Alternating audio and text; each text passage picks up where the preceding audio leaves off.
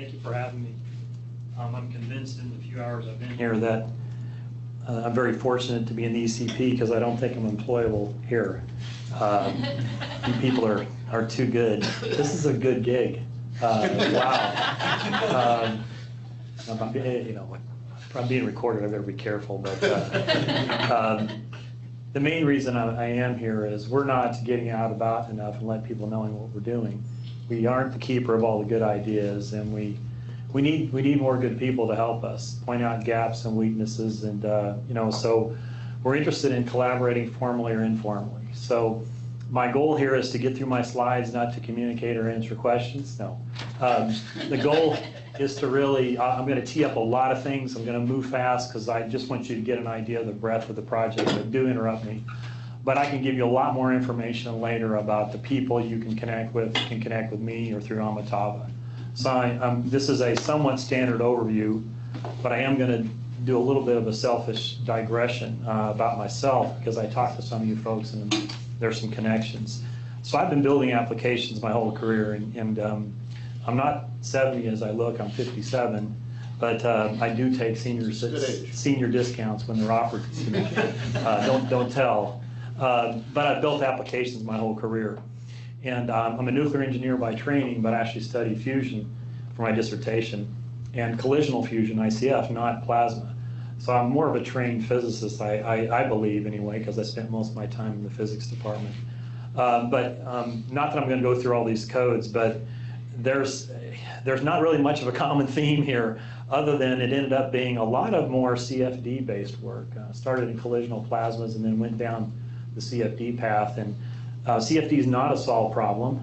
We're not slope forehead Neanderthals, but there's a lot of interesting work going on. So this gives you an idea of some of my background, and Amitabha was referring to this experience building Vera and others that I can't name. But I've done a lot of work in a lot of different areas, and it looks like I kind of helicopter in and then move on. But these are kind of 5 to 7 year gigs, and it's one sort of the nice thing about DOE labs is there's such an eclectic mix of people and cultures and disciplines that you really can do that. And I see that here, where every 3 or 4 years, and I'm not a careerist, I don't plan my next move, but always another opportunity has arose for me. And yeah, I'm making the lab tour. I've been at 3 different labs, but I've been in the lab system for 35 years, and it's really been a great experience. This looks to be something really exciting, so you people should feel lucky and blessed. This was me before I started ECP. 3rd grade, I think I was crying before that picture. I don't know what was wrong with me. So this took me like a day to construct back in 1985 at Los Alamos, but this was right out of my dissertation. The selfish sort of plug here is I worked with Jerry Brackbill on a new particle and cell method that was taking classical PIC that Frank Harlow invented for fluids and kind of reinventing it, modernizing it. It's now called, it was called FLIP. So I worked with them on this kind of initial implementation. And it was really driven by collisional plasmas, but for the most part, it was a CFD code with electron-ion energies. So this is just, a shameless plug that I'm not totally removed from things, or at least I wasn't back then. This is pre-AMR days. We were using adaptive grids that we thought were just the end-all and send-all. And talking to Leslie, I think the Bell-Colella paper came out in the middle of my work, and I thought, this is not going to work, it's too hard. But AMR, the way that was defined then, is really the way to go these days. You can see what I was doing in the adaptive grid. Here, the grid connectivity was not changing, but being able to move the grid. So I was ray tracing ion beams into plasmas and studying only in a planar geometry ICF target designs. A lot of fun. Worked on a Cray XMP that was about 400 megaflops back then and 32 megabytes. And I thought I'd died and gone to heaven. So you people are pretty lucky.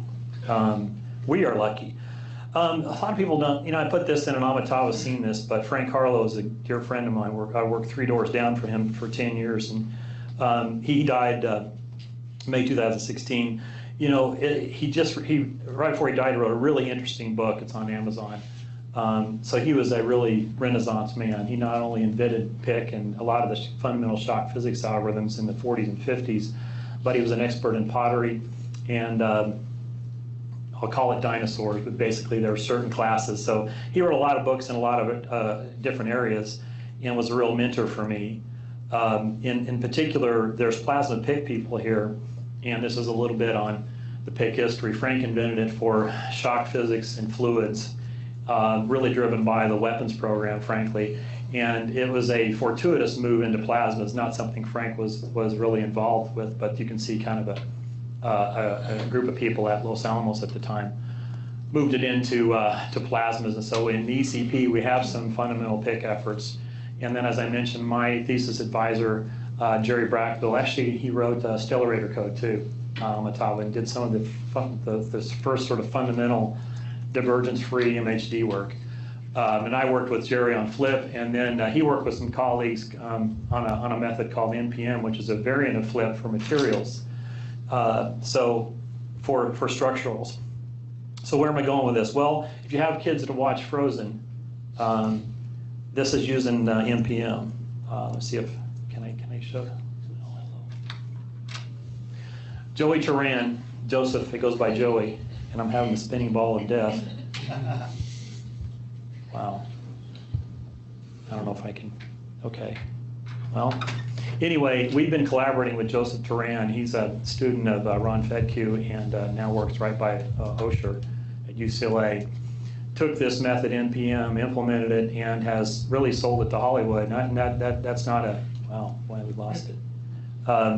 We're actually collaborating with Joseph on taking this technique and trying to see if we can understand how we can use NPM for 3D printing. And if you look at it, you see the particles. Okay, so this is a material point method, structured mesh. So the mesh isn't moving. You're modeling all the solids, the fluids, etc., with particles. And if you know anything about the 3D printing, this is I think a perfect match for modeling. Whether it's powder bed based 3D printing. We have a 3D printing project in the Exascale computing program, because most people don't know, but printing 3D alloys high spec for defense aerospace, you reject about 80% of the parts. So we don't understand how to do that well enough to really churn out parts for that area. And so we're building actually a tool to simulate the process so we can better understand it, help design better printers. Anyway, most of your animated outfits, whether it's DreamWorks, Pixar, ILM, or Weta, who's hiring everybody away, hiring good mathematicians down in New Zealand, use these particle-based methods, and they're science-based, so it's not fake stuff anymore. So, if you're looking for other employment, I think there's a possibility. All right, enough of a segue. Exascale Computing Project. It's a large project. And we're actually in the Department of Energy on the watch list, and you're on the watch list for one of three reasons or more. You're big, you're interesting, or you're in trouble. And I think we're big and interesting. And so we are watched pretty closely, for better or worse, by the Department of Energy. And this is a project with a capital P, and I'll kind of give you the speeds and feeds on this. So as Amitabh mentioned, in 2016-15, when Secretary Moniz was running the Department of Energy, he came up with, and I really like this model, there's 5 or 6 crosscuts across the Department of Energy that really crosscut all the programs. One was simulation. And what came out of that is something called an initiative, the Exascale Computing Initiative. I just view it as a computing initiative, but the DOE committed to large investments in what's known as the ECI in 2016. It came into the budget in 16.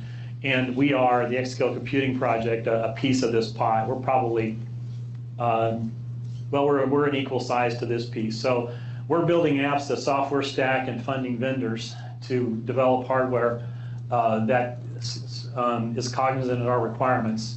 There are 3 first mover Exascale systems that are funded here. And these, if you sum these together, this is about $4 billion itself over 7 years, from 16 to 23.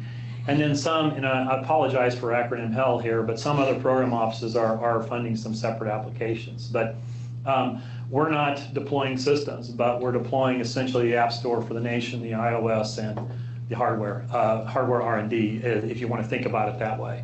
These are the names of systems, and these are facilities: Argonne, Aurora, Oak Ridge, Frontier, Livermore, El Capitan, and I'm naming national labs. There are 17 national labs, so the first 3 mover exascale systems are what we're targeting in ECP to really show what applications can do. So we're really building apps that are going to be ready.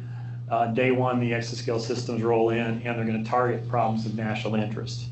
What we call capable is basically useful, usable, useful, and affordable. Usable means is a software stack that's cognizant of our apps. Useful means our apps are ready to go to tackle problems, and affordable. If you look at kind of hardware roadmaps, and we've been talking exascale, at least in the DOE, for too darn long, frankly, since 07, 08, and projections where an exascale system would consume a couple hundred megawatts of power. And so that, typical utility bills are kind of $1 million per megawatt year, and so you can't afford $100 million per year utility budget.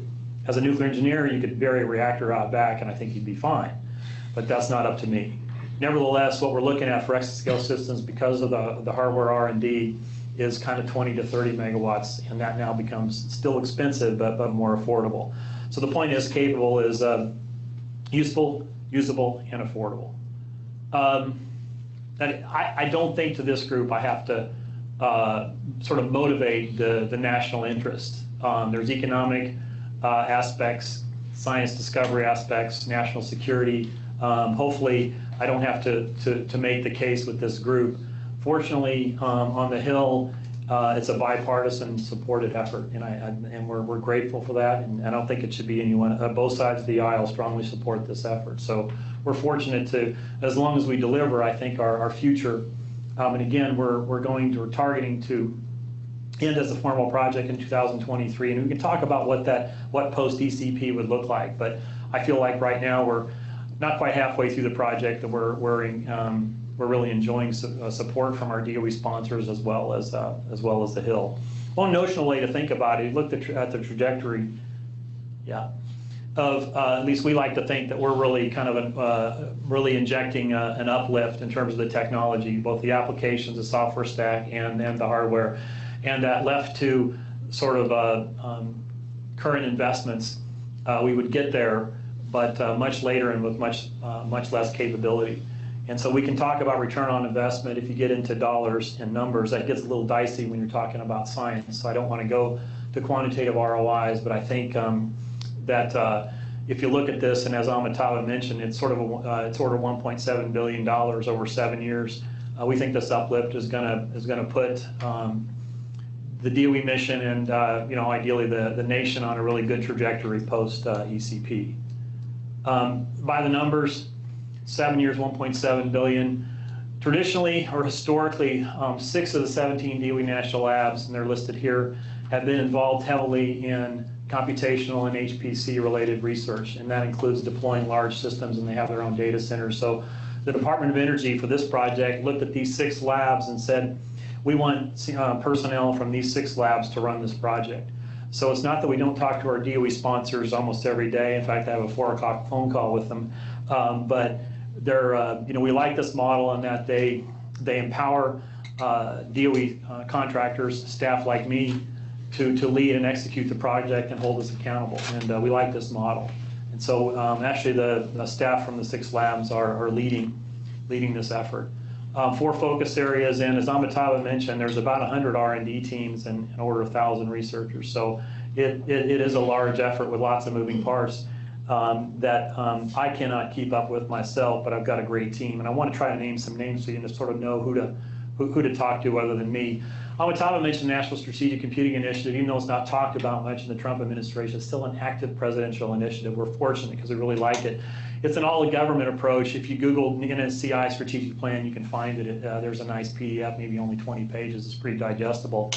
In terms of what it says DOE should be a lead federal agency for executing on this initiative and stand up a project. And other agencies like DOD and NSF were called out as sort of partner agencies. For us, there's a lot of agencies. Again, this is a lot of acronyms named in the document. We are asked to essentially address these issues, and these issues can be mapped to at a high level applications that address the challenges and requirements of each of these areas. So this is really, kind of the high-level requirements for this project, okay? And so there was an initiative is not a bill with funds, but what followed is all the agencies, especially the DOE, laid out some, in their budget bills, some funds, and essentially a year later stood up what's known as the Exascale Computing Project. This is a kind of an eye chart, but it's a list of all the systems that we as a project are focused on. And it's essentially all the systems at the 6 labs that I mentioned. And there's lots of names here and vendors listed.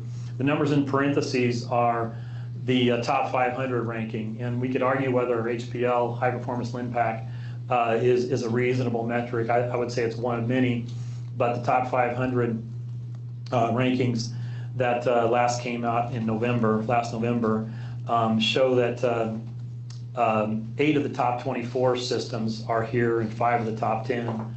Most recently, the Summit system at Oak Ridge and the Sierra system at Livermore are 1 and 2.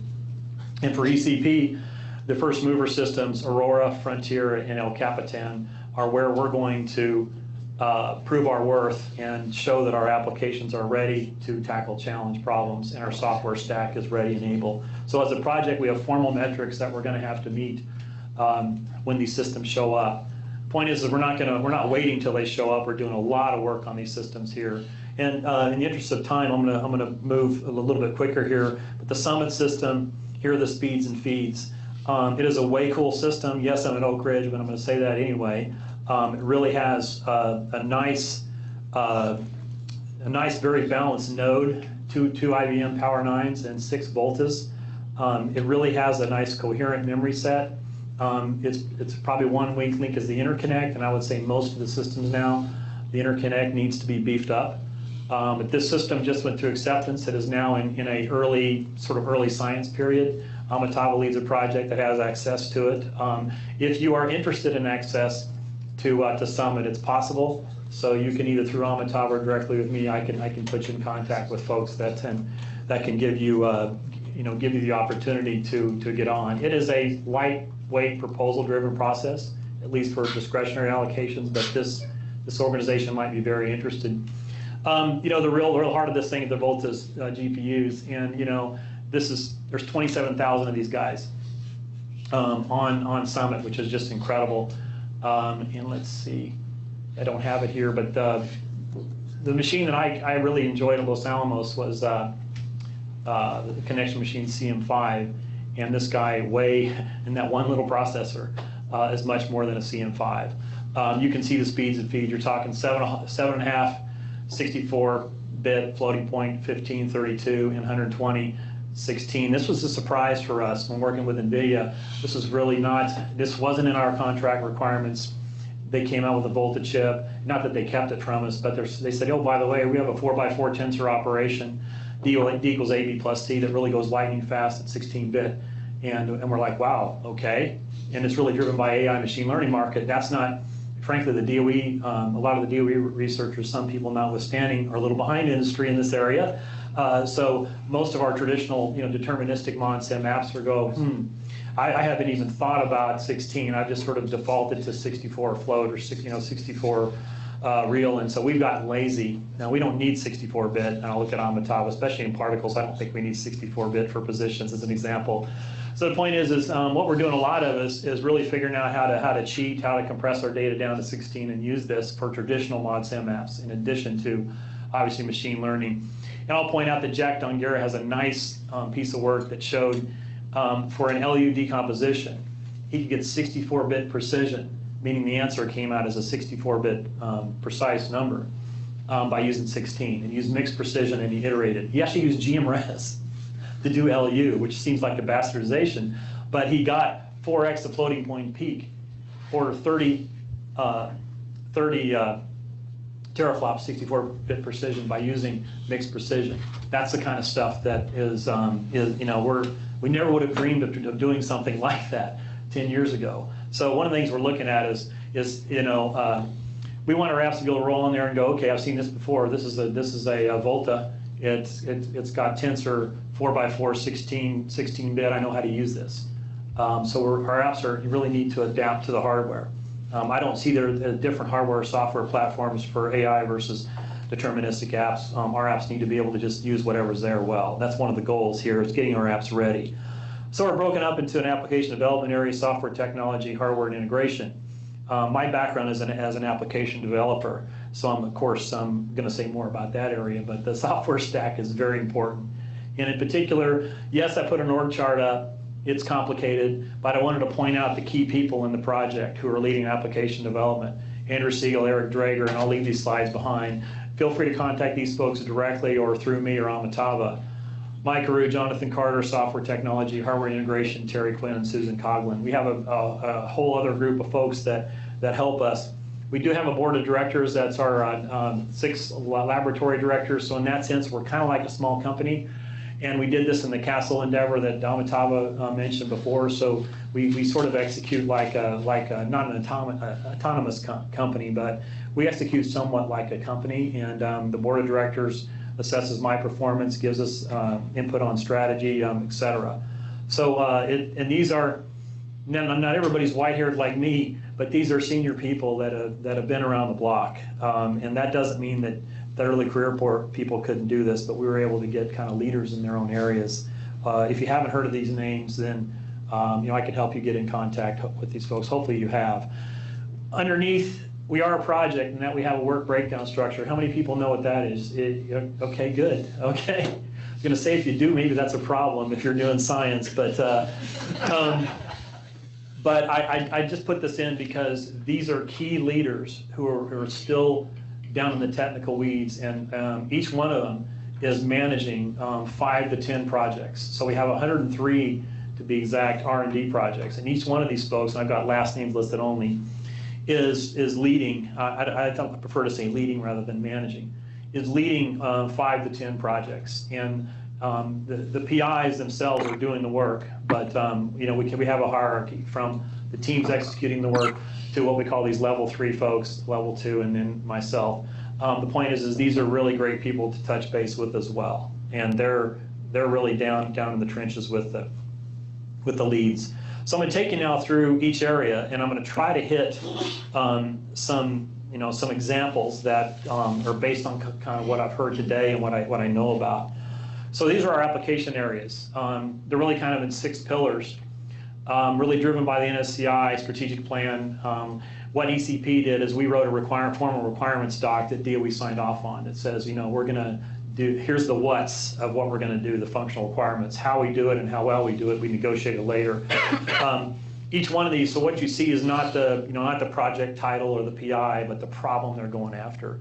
And so each one of these was negotiated with program offices in the Department of Energy.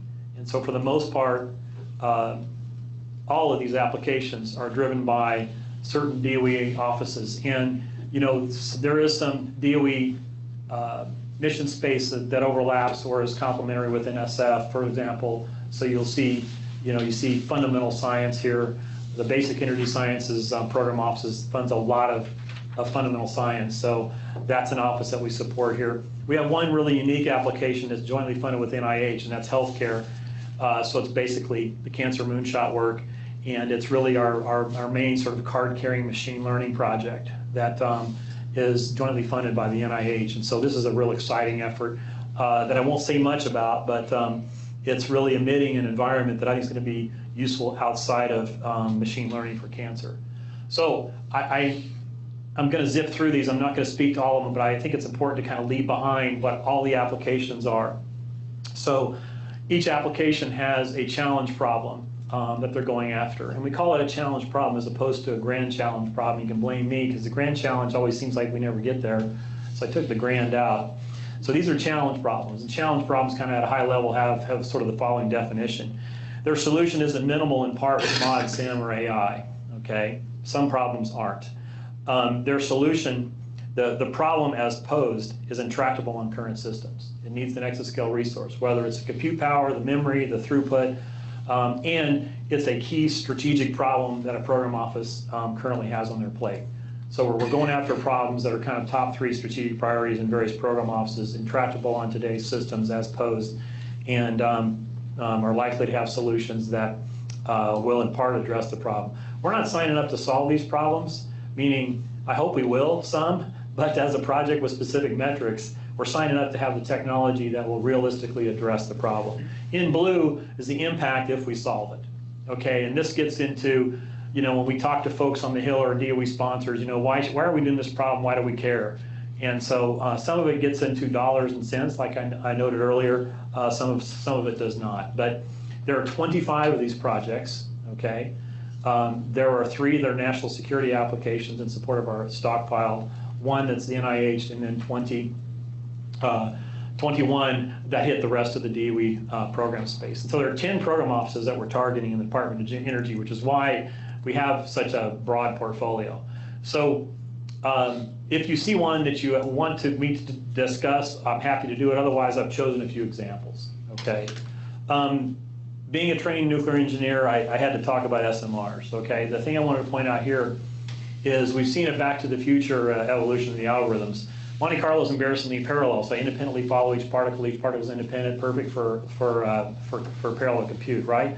Well, no, on GPUs it really sucks, frankly. So you have very history-dependent tracks. I may have one particle that goes through 2 collisions, then it is absorbed or fission, and another would go through 200. So if I throw them all in the GPU, then we're waiting on that last particle. Okay, so we don't want to go history-dependent. We want to go event-based. Now I want to bend all the fissioned neutrons together.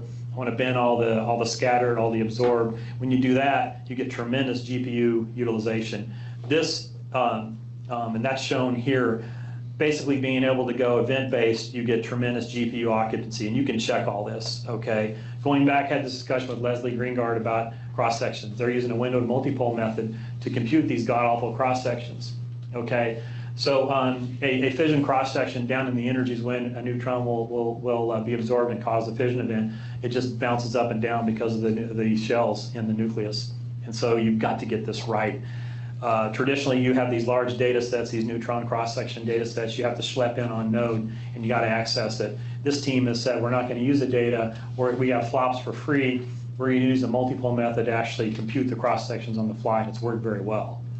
So the combination of these 2 things have given this application already 40x speed up, basically about a factor of 6 or 7 over hardware. So we expect in the Exascale project most of our performance gains are going to be algorithmically, okay? We want to take advantage of the hardware, but here's some new algorithms that map well to the hardware. So that's a great story. And again, I'll try to list the PIs where I can. Again, fossil fuel combustion, clean fossil fuel combustion, biofuel catalyst design. I should at least call out the titles here. Materials for extreme environments. This is accelerated MD. Lots of really cool algorithmic work here. This will admit, I think, an application environment, a fairly generic accelerated MD environment that could be used in biology and a lot of other areas as well. I mentioned the additive manufacturing project. We're not going to have an Exascale system sit by a 3D printer and tell it how to work, but we can develop a fundamental understanding, potentially have surrogate models, such as ultimately a trained neural net to drive the printer real time. If you look at the 3D printing technology, I think we're kind of in generation 1. They're pretty crude. The software on them is pretty crude, and we anticipate really being able to impact the design of the printers as well as the actual process itself. I know that you have a quantum effort here in the Institute. We have a quantum Monte Carlo effort that's really going after electronic sensing, storing. Nickel oxide is their canonical problem. Most QMC, so quantum Monte Carlo for structure and its materials or chemistry or catalysts is really considered the gold standard answer if you have enough particles and enough time. Currently, you see 50 to 100 atoms being done. They're targeting 1,024 atoms and 12,000 electrons, and that's getting to a size now where you can start to do design with it. So that's an important one too that I needed to mention. We have some non-traditional applications. The power grid itself is an exascale problem. If you put the 3 interconnects in the United States together, you have tens of thousands of generation points and hundreds of thousands of transmission and distribution points. So you have mixed integer programming here for optimization. You've got the attack surface now for vulnerability because of smart devices being large. So it's an exascale problem, not just to do better planning, but to understand reliability and vulnerability. And this is a non-traditional one in that you've got agent-based simulations, discrete event simulations, coupled with more classical deterministic simulations. So a common theme is for these apps is we're bringing together multiple codes, if you will, into one environment and coupling them to build a better multi-physics. Smart city dynamics is the same way. Here you've got urban weather, you've got a CFD application, you've got a building model for energy flow in and out of a building, you've got cellular automata-based traffic flow, and you've got agent-based communication and movement. So urban planning is another new area. Risk assessment, seismic wave propagation, classical internal combustion engine. Yes, we're still going to have combustion engines around for a while. They're also focused on land-based turbines, and there's a lot of land. GE puts out land-based turbines now that are 250 to 500 megawatts, so essentially a huge jet engine bolted sideways on the ground is the way I think of it. So they're looking at that as well. We've got an Earth system climate model. Mark Taylor runs that project, just a really sharp person. All these PIs are. Chemistry for catalyst design, metagenomics, and this certainly has application for human biology, but in this case, look at microbiomes in the environment. This is very much a graph-based metagenomic assembly. This comes out of Berkeley, and they're really beating a lot of the commercial assemblers out there. And the point is not to beat the point is not to beat the commercial endeavors, but to make sure that we can come up with new ways of doing things and push the technology out. A lot of this stuff, as much as we can, we're open sourcing. Cosmology, figured this would be of interest here. Salmon Abib, I got a slide on that. QCD, nuclear physics, fundamental nuclear force here. Quark propagators and lattice gauge, and plasma Wakefield. So I thought I'd, for the cosmology and the Wakefield, give you some examples. So Salman Abib at Argonne is the PI here, and as a person, that's kind of a common theme for me. It's been CFD. He's got some interesting models for his gas dynamics. He's using a new particle-based, SPH-based algorithm for his gas dynamics. And for the for the folks here that are trained in this field, certainly some fundamental questions he's going to address. Evolving the universe into what we see now. So this is kind of the high level goals. This is pretty detailed, but I thought I would go ahead and leave this behind because for each one of these projects, they have a specific challenge problem they're going after. They're bringing in specific applications, certain software technologies, and apologies if you don't know what these are. Maybe it doesn't matter, but we've done a sort of careful mapping what the applications are and what they need in terms of a software stack. What the risks are. And within ECP, we are more projectized, and as Amitabha can tell you, because he leads the project. So year by year, we're asking for milestones, if you will. And a milestone for us is I've got a software release, or I've demonstrated a new capability, or I'm showing that I'm getting good performance, those sorts of things. And they're embodied in reports, memos, and releases. In this case, he's bringing together two codes, Hack, which is his code, and Ann Almgren at Berkeley is using a mesh-based AMR embodied code known as NIX. So again, this is just an example of kind of the charter of one particular project. So I want to be sure and mention that. Another one is a Wakefield Accelerator, which is a way cool concept. It's being looked at as really a key concept for next generation, low cost, high intensity accelerators for industry, for medicine, as an example. In this case, you're hitting a plasma with either an electron beam or another laser and building up this Wakefield, and again emitting photons at a kind of dial a wavelength, much like free electron lasers. This is Jean-Luc Vey at Berkeley, and this is more kind of fundamental, what I call more classical PIC. His code is called Warp, and he's now calls it WarpX, and he has brought AMR into this code base. done a lot of work in making sure that his electrostatic, electromagnetic solves on the various patch levels work well. So this is one that I thought would map to some interest here that I wanted to call out. He's going after kind of a terawatt intensity design. So a number of program offices in the DOE are interested in this. I'd be remiss to not mention Amitabha. He leads this project. Basically whole device modeling of magnetically confined fusion plasmas. And you know, you can see that ITER is a major driver for this. As Amitabha mentioned, that's a heavy investment in the DOE is the ITER program. But we also want to see this environment be able to handle other geometries and other devices. So we don't want to invest into just a tokamak code. We want to invest in a magnetically confined environment. And so, you know, the drivers here are not just ITER, but other devices, you know, stellarators and tokamaks. And you can see the kinds of challenge problems that there are more here than what he's tackling. But these are kind of the drivers for going after this. Obviously, with ITER, we want to be able to be ready to get the most out of ITER, to be able to operationally help it real time, or help kind of plan out the next series of experiments. We don't want to see things like disruptions happen. We want to be able to understand that whole surface and stay away from it. And so, you know, Amitabha has his hands full with this project. So on days that he's here, you should probably leave him alone so that he can make sure he's still still executing. And one of the neat things about this project, and you know, I can claim that I kind of helped to drive the vision, which is let's bring multiple codes together. Let's create a next generation or present environment where we have multiple codes interoperate. In this case, you've got a couple of gyrokinetic codes. One is a grid-based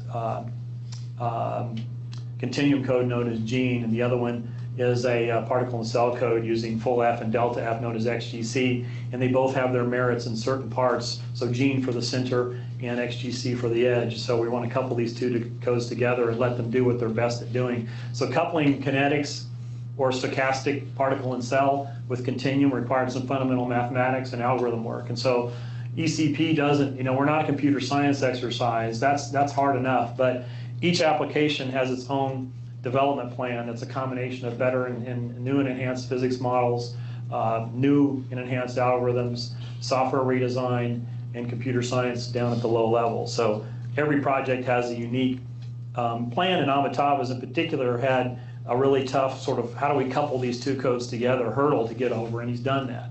And I think set the standard for sort of how to go after bringing these two capabilities together. And again, this is his original challenge problem or quad chart, and you know, it's old Amitabha, so I don't think it's up to date.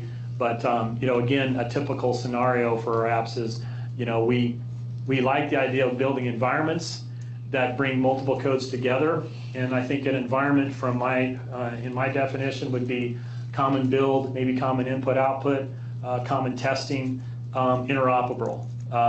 And we've seen this work in other domains, and so you know, we like what's going on in this project. Another one we have, and a lot of these projects have Exa something as a title. This is Exa star.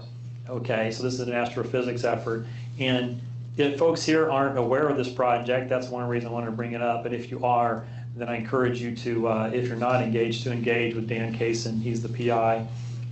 So really, the Office of Nuclear Physics in DOE was very interested in supernova.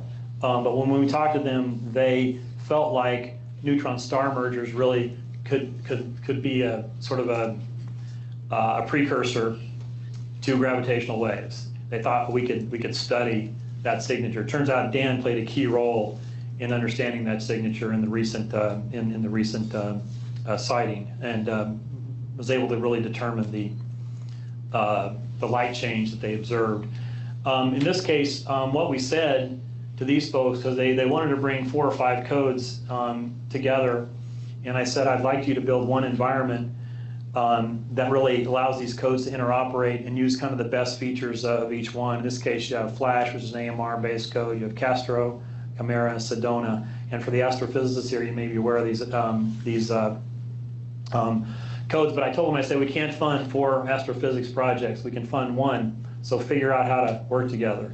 So they named their framework Clash, which I thought was appropriate. And so they are coming together. And I think the end game here is to not have one code engulf the other, but let's work together and let's kind of understand how we should interoperate, whether one code should do one thing and the other code should do another. Basically, depending on the problem, they now have multiple applications within one environment. So I think this works well. So each one of these teams, I should mention, has been working now for a little over 2 years, about 2 years and 3 months.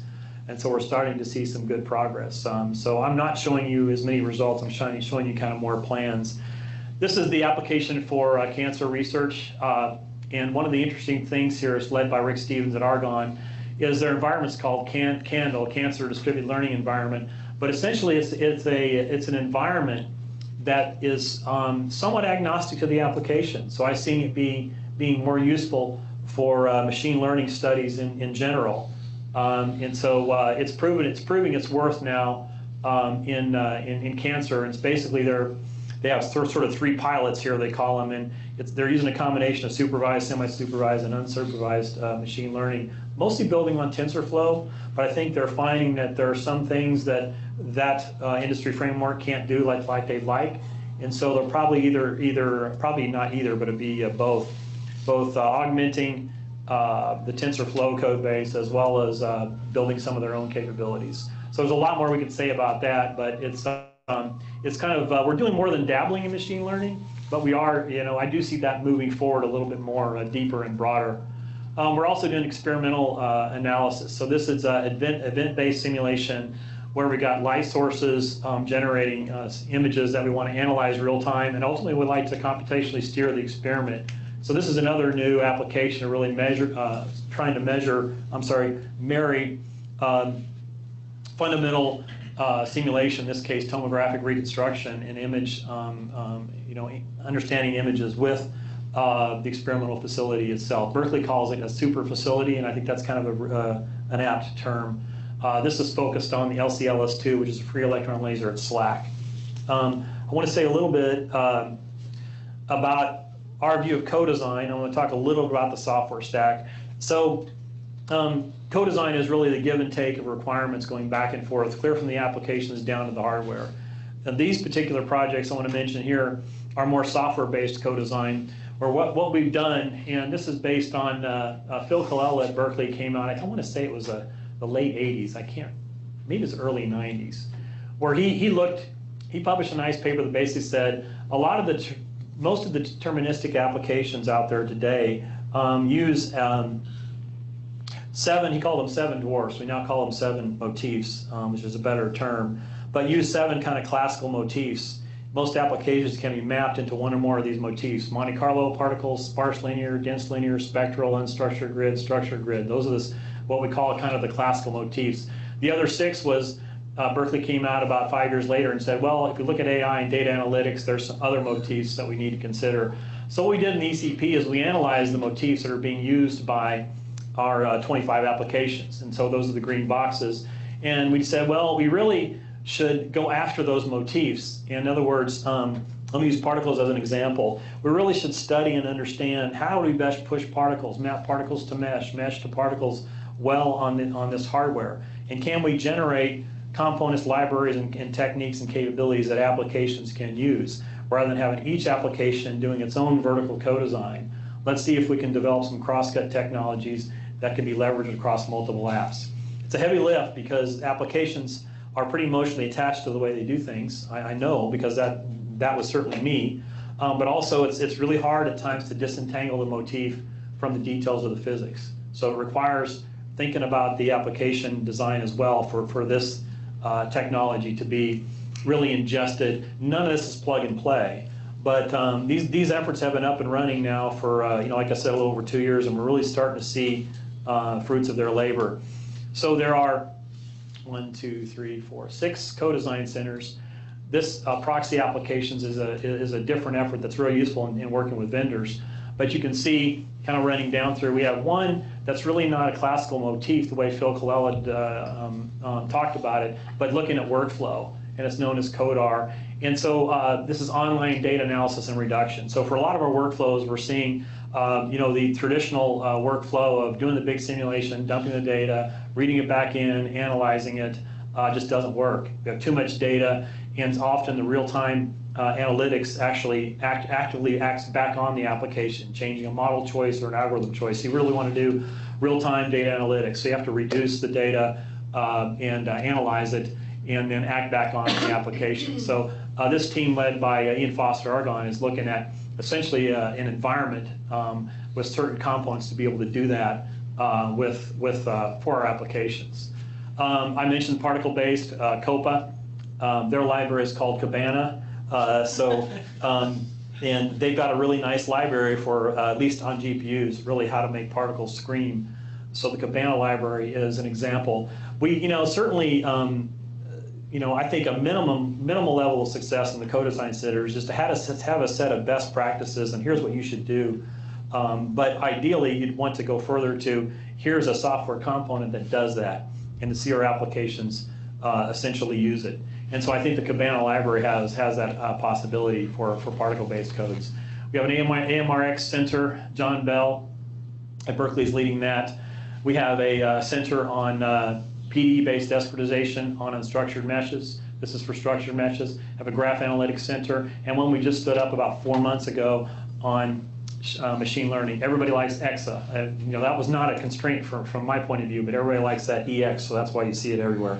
Proxy Apps is basically, folks probably know what that is. So if you take a 1,000,000-line code and you hand it to a vendor, Cray, say make this thing scream, well, maybe you can't give it to them because it's proprietary or it's data sensitive.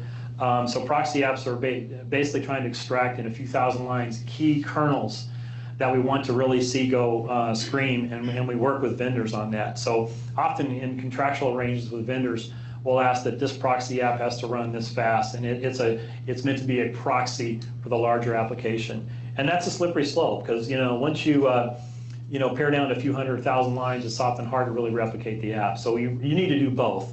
But when vendors come and say to ECP, what are your apps? We often say, well, start here. And there's a website where you can kind of see what's out there, and they're meant to mimic some of our key kernels and some of our key motifs. So I'll say a little bit about C.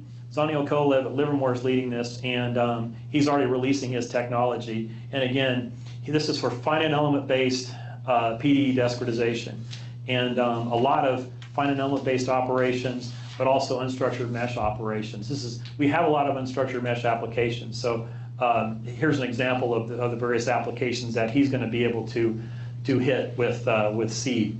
So one sort of common theme here is these tend to be fluid dynamics and fluid mechanics sort of applications. And they're all over the map in terms of compressible, low Mach number, compressible shock physics, to heat transfer, phase change. The idea here is to develop a kind of a higher level next generation component library, LibC he calls it, that these codes can use. And this is a contact sport. They're not going to ingest this stuff and swallow this stuff whole. You have to work intimately with the team, understand their requirements. It's a give and take.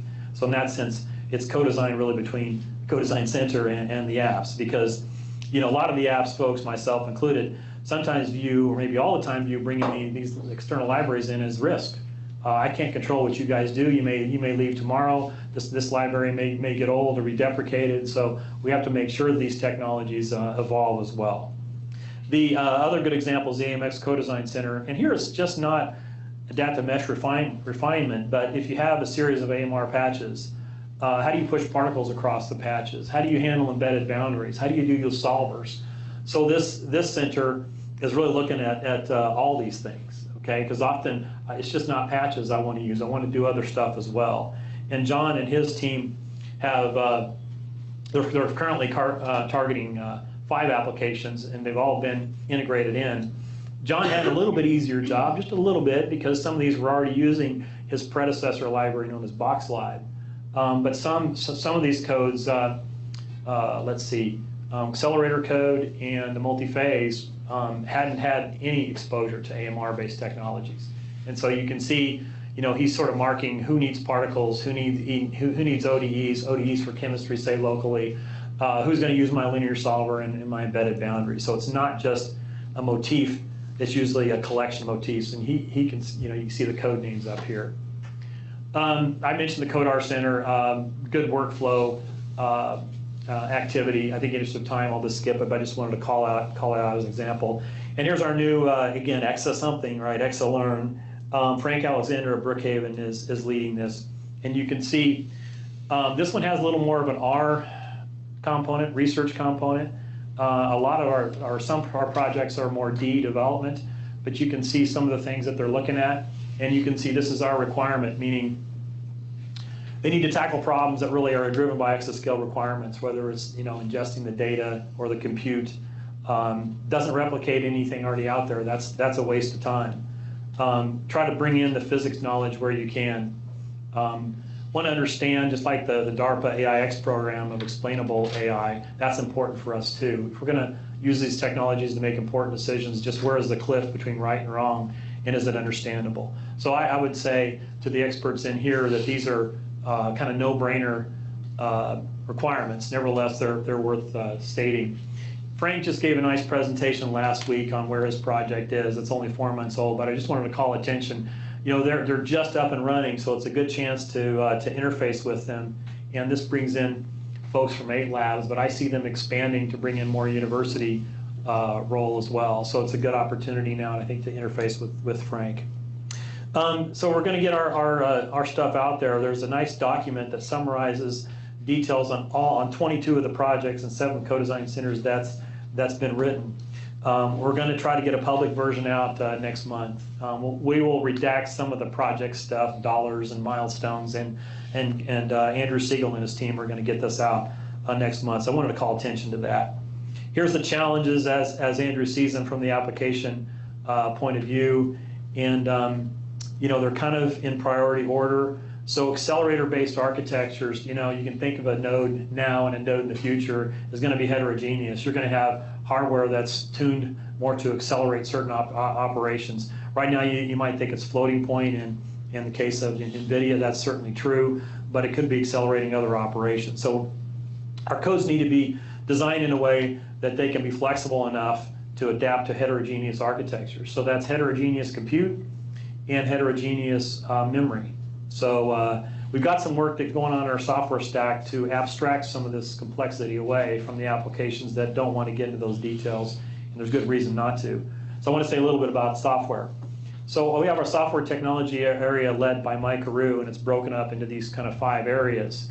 One of the things on the far right we're really committed to doing is to package up our latest software technologies into SDKs, software development kits, and get them out there. We've already gone through 2 releases, so I want to make sure you guys know that that's out there. This is one way to look at the stack. Again, programming models, runtimes, math libs, and data viz dev tools. There are probably other ways to look at it as well, but just sort of pictorially to give you an idea of what we're doing with the scope. Mike has already done an assessment of his portfolio last year, and that document's out there. This is our website. It's a nice tour de force. It really it's not claiming to solve all the problems. It's just covering the scope of what ECP is doing in software technology. And in particular, a key delivery strategy are these SDKs. And he's currently updating this document. I think in February there'll be another rev. So that's out on our website. So a lot of the software technology products, so in software technology to us is below the applications down to not the OS per se, but kind of down to right above the OS. Relative to 10 years ago when we were doing kernel mods in the OS, as we were worried about Linux booting up with 100,000 cores, we're past that. We may still do some small kernel mods, but for the most part, we're living above the OS. So this is just an example out of that report. In a lot of cases, ECP is uplifting, standard community libraries and capabilities that have been out there for a long time. And in many cases, too, we don't say in the DOE or in ECP own these products, but we're helping to evolve them and uplift them. So I wanted to point that out. We're not claiming that we own all these things, but this is a good list of all the products that, and I think there's 89 by last count, that products that we're funding within the SDK, ST effort. So software development kits is not a new concept. A lot of your key hardware and software vendors, Apple as an example, have SDK. So we like that idea as well. And we're agglomerating our software technology products around key thematic areas like math. Okay, so there is a math SDK that's already been released, and we plan to package these. So instead of having 89 products to ingest, now it's an SDK that's containerized and might have a dozen or more products in one. And you don't have to ingest the whole SDK, say in your app. You can still pull in single products, but it does make it attractive. Say the Math SDK has all of our solver work in one SDK. So if you're interested in trying different sparse linear solvers, dense solvers, eigensolvers, it literally is very, very easy to bring in the Math SDK and use that. Here's an example of a kind of an older version of the Math SDK. It's since evolved. This is a different application, a subsurface application, but you can see some of the community libraries that have been brought in to the Math SDK. At least in our world, your standard PETSI and trilenal solvers are there, but you've got other solvers that are all embodied within one SDK. Our first release of ECP's SDKs was November, and we've got another release out there as well. It is at e4s.io, and I forgot what the E4S stood for. Examples of sort of things we do. So in the software technology, we also have milestones. There are releases, there are demonstrations, and forgive me, but these are WBS numbers. And yes, we go down to level 4. That's where the work is really done. But you can find a lot of this online. But just to give you an example, every project ranges from a few hundred K per year to 4 or 5 million per year. Has a couple of milestones per year that we ask them to deliver on. The last element, and I know I've got a couple minutes here, hardware and integration.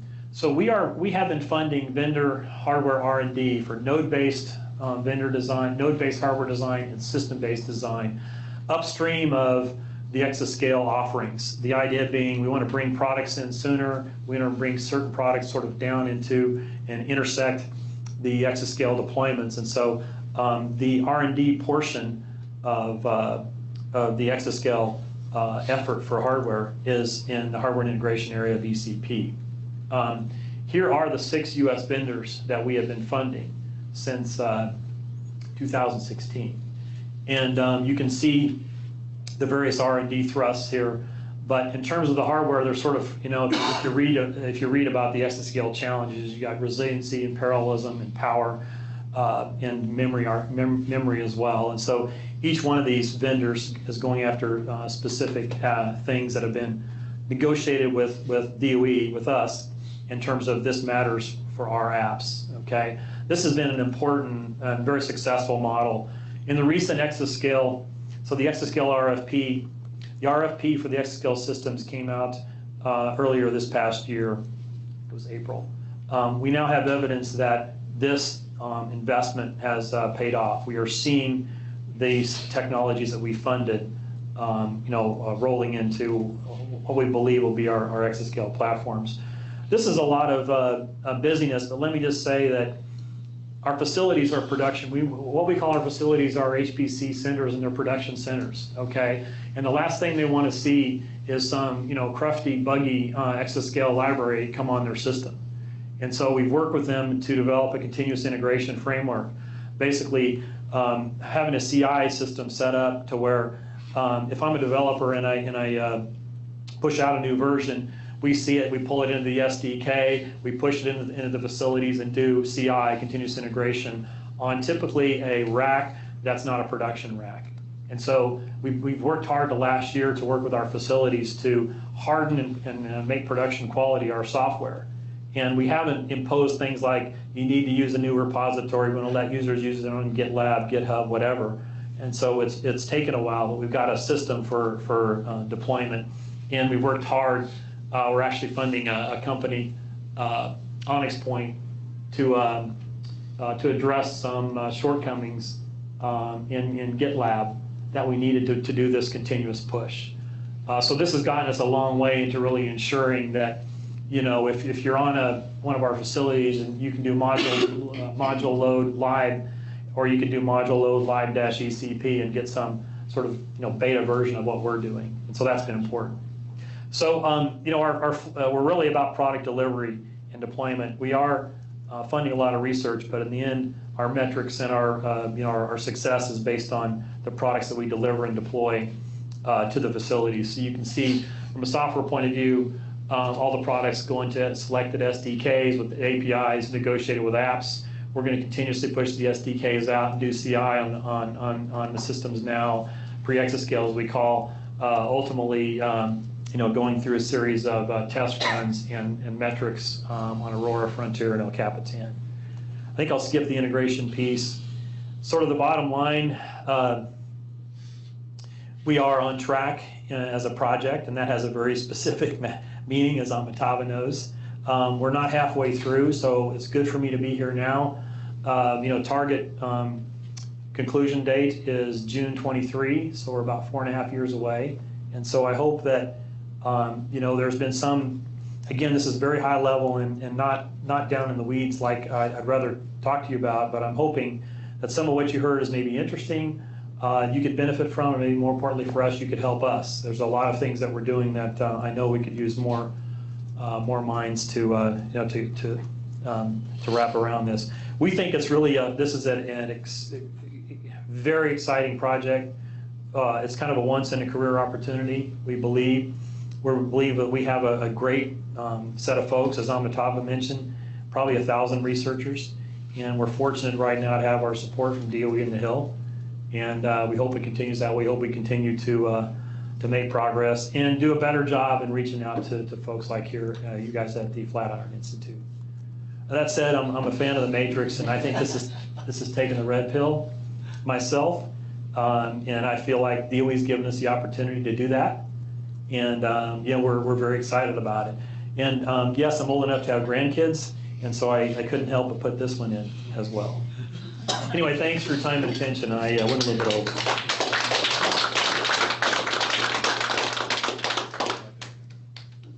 Whirlwind tour of the ECP and a lot of information. Yeah. Questions for Doug? Okay. Pragmatically, there are only going to be a few exascale facilities, and they're going to be shared by lots of people, and the actual computing going to be done on them is not going to be exascale for the most part. So to what degree is that explicitly taken into account here as these software packages are being developed, as all the software is put into place? Yeah.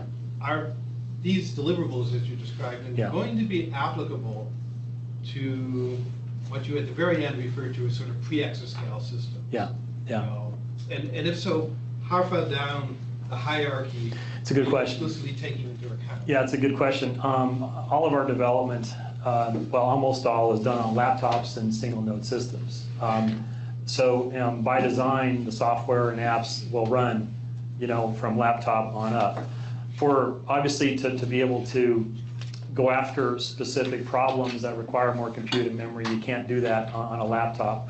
And also, you may not find problems with scaling or issues until you roll on those larger systems. So they help both uncover bugs and weaknesses as well as allow you to address certain problems. But we would have failed if the software stack and the apps really can't be run on the whole hierarchy.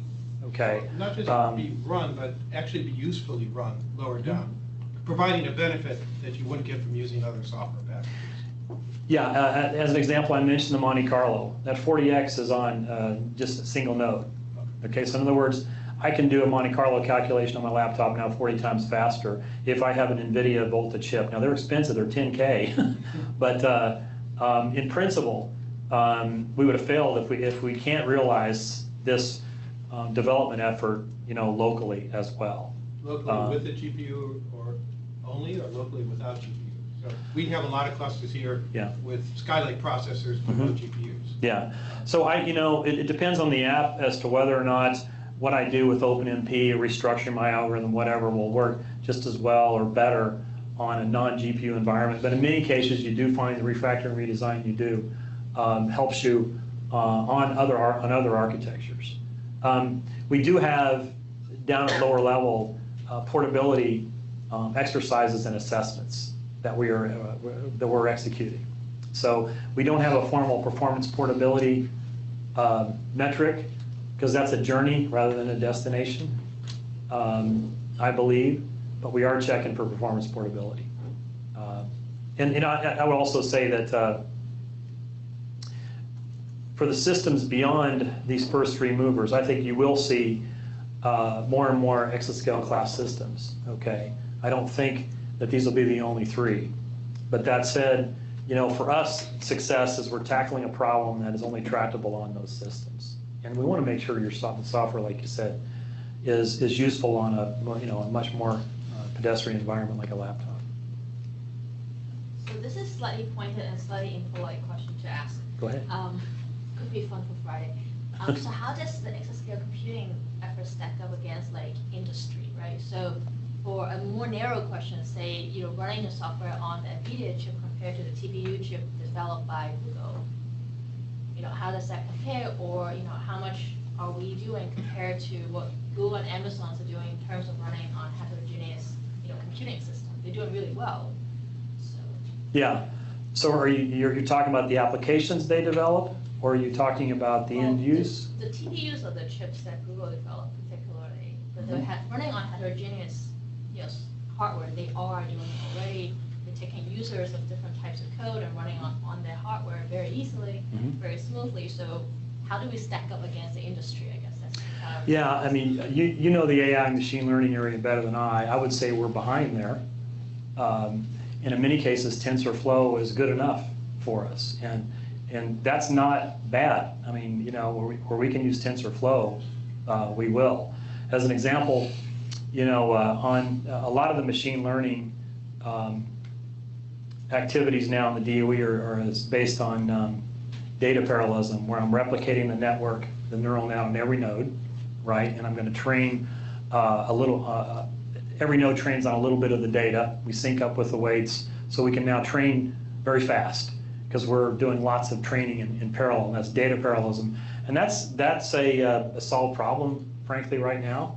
But and there have been DOE researchers like Prabhat, for example, at Berkeley, that have done that. That's using kind of TensorFlow out of the box on a node, and wherever that can be useful, we should use it, and not claim that this needs to be reinvented or is not good enough. That said, on just a general comment on industry, we have an industry council. I didn't mention that. That is part of ECP, that we meet with face-to-face every 6 months and have detailed calls every 3 months.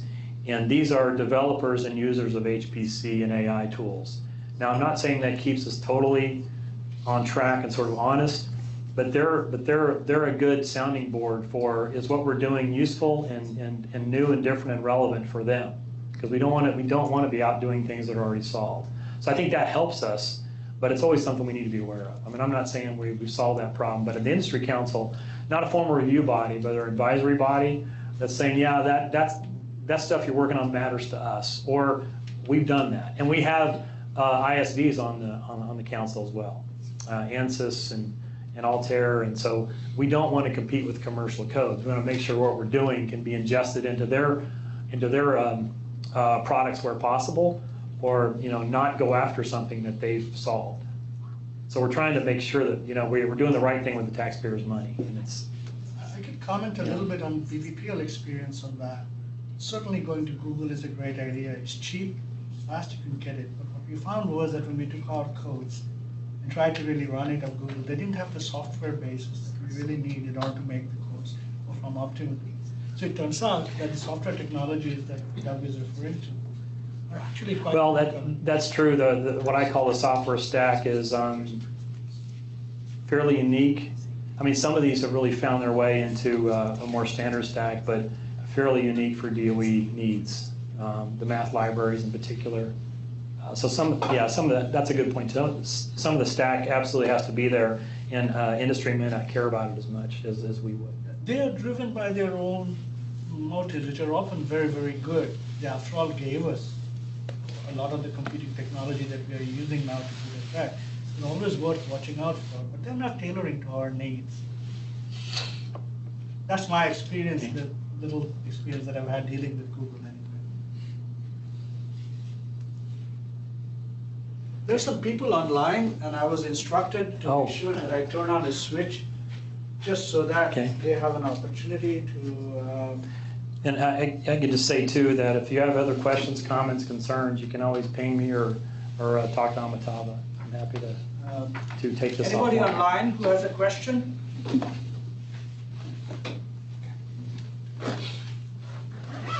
Any more questions for Doug? If not, thank you all for coming. Thanks, appreciate your time. Thank you.